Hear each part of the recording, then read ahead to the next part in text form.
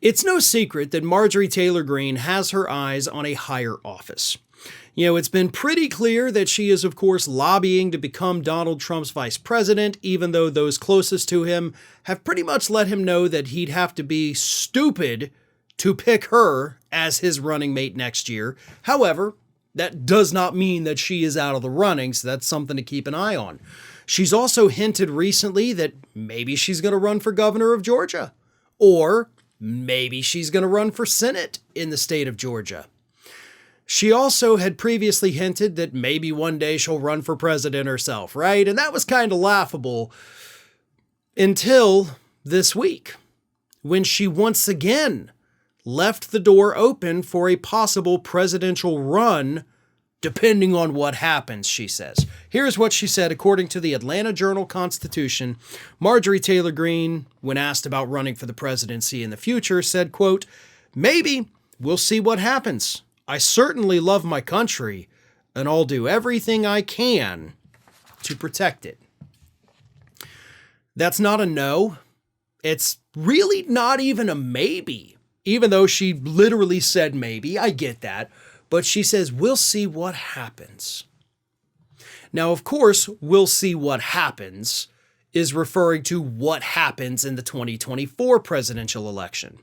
If she is picked as Donald Trump's running mate, and somehow they manage to win the White House, she would be vice president, Trump would be term limited, so I think 100% in that instance, Marjorie Taylor Greene runs for president.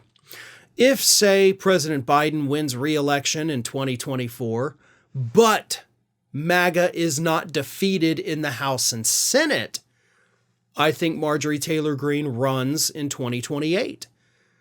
If Biden wins the White House, MAGA's defeated in the House and Senate, I think Marjorie Taylor Greene slinks away with her tail between her legs, tries to rebrand herself as more of a conventional conservative, and then probably holds off on a presidential run a little bit longer.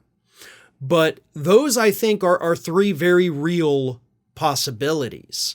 Now, I think the least likely out of all of them, of course, is her being picked as Donald Trump's running mate. But let's assume for a second that this particular scenario happens. Let's say that Greene is not picked to be Donald Trump's running mate. And let's say that in this same scenario, Donald Trump miraculously gets convicted in all of the criminal trials and ends up having to serve time. If that happens, then what happens in the House and Senate races, I don't think that even comes into play anymore.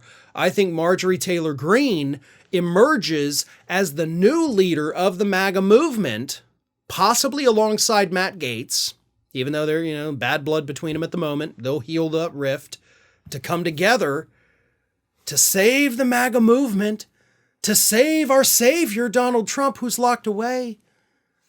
And then I think they form a ticket to run for president together in 2028.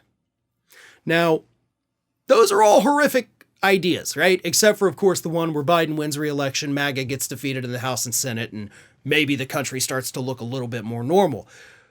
But these are things we have to take seriously. Marjorie Taylor Greene continuously teasing that maybe she's going to run for president of the future. It's no longer something we can just laugh at and say, good luck with that. No. We've seen crazier and stupider things happen in this country. We've seen stupider things happen in this country in the last year, folks. I mean, hell, look at the current polling right now. I don't think Biden's done a bad job, but he's got a 37% approval rating, statistically tied with a guy who's facing 91 felony counts. Weird things are happening in politics.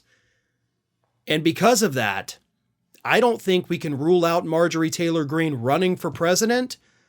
And to add on top of that, I don't think we can rule out her winning the presidency in the future.